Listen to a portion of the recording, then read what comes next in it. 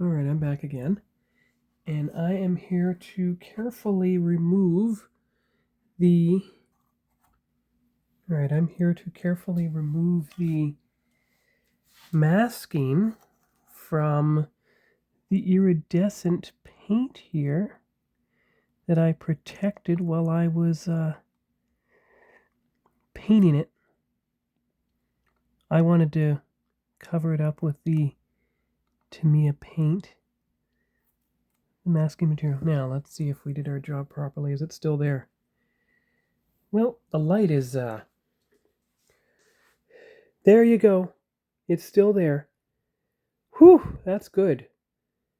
That's perfect.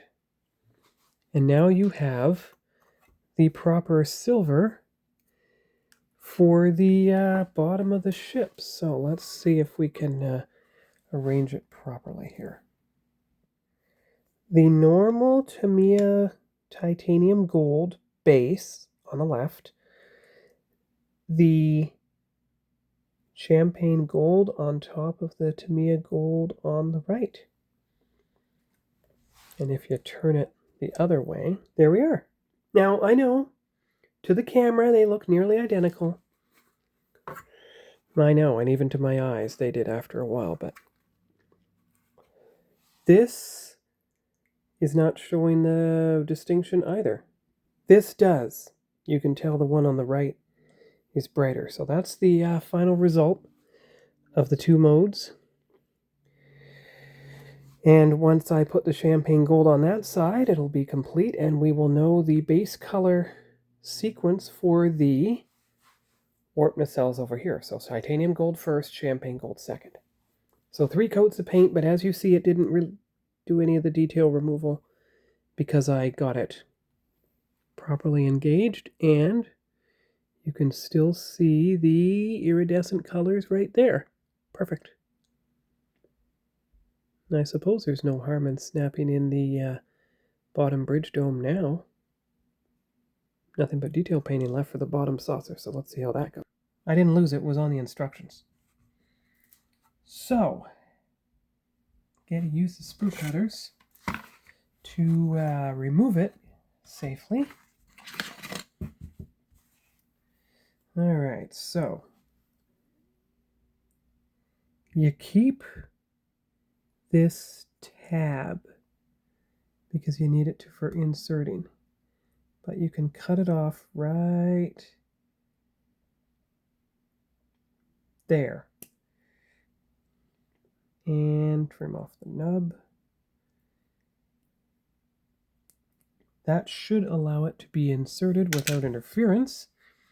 Now, okay, so from the bottom, all right, so this way in there. So let's get the glue ready. Not too much.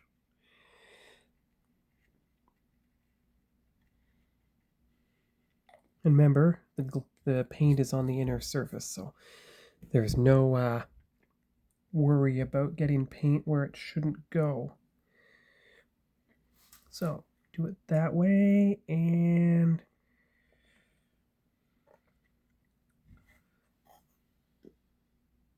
that's strange. It's very strange. Let's see what the guide shows here. Oh, right. You got to cut off that little tab. Okay.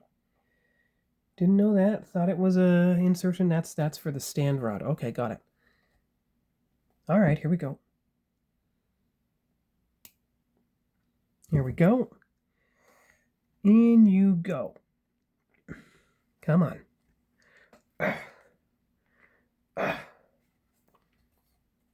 Well, it's not down all the way. Don't worry, I'll get it. Careful now, don't get gluey fingerprints on anything. Oh, come on.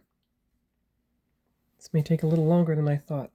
And if these tabs are preventing me from inserting it correctly, I may just have to remove one of the tabs.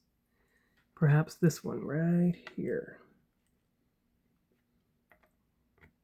Or maybe this one. So let's do that.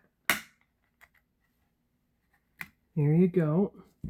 Let's see if I can slide this in place better now. You don't want it to fall through, of course. You just want it to, it's a bit better, but it still needs to go all the way through.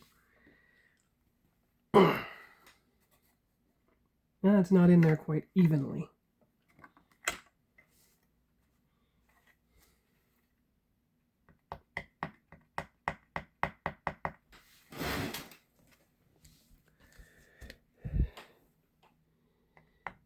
It's the hard part about domes sometimes. It's hard to get them in evenly. Well, if all else fails, you cut off the other tab too and see if that makes a difference. If I can cut it off, of course. You don't want it to fall through. You just want the tab that's in the way to get removed out of the equation so that you can put the piece in better without interference.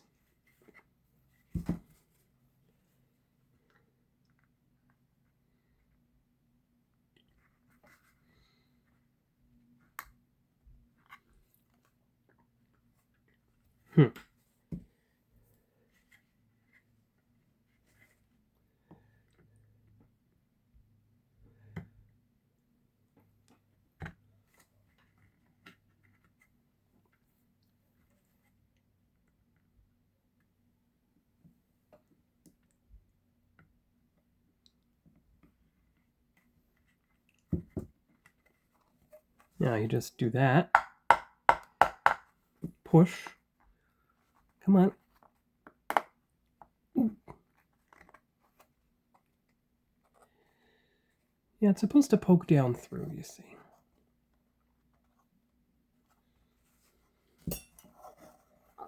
So either it's too thick. Whew, good. You know, you might have to sand this out a bit just to get at it, but in the meantime, you might be able to cut out that tab that's in the way so that you can get it working.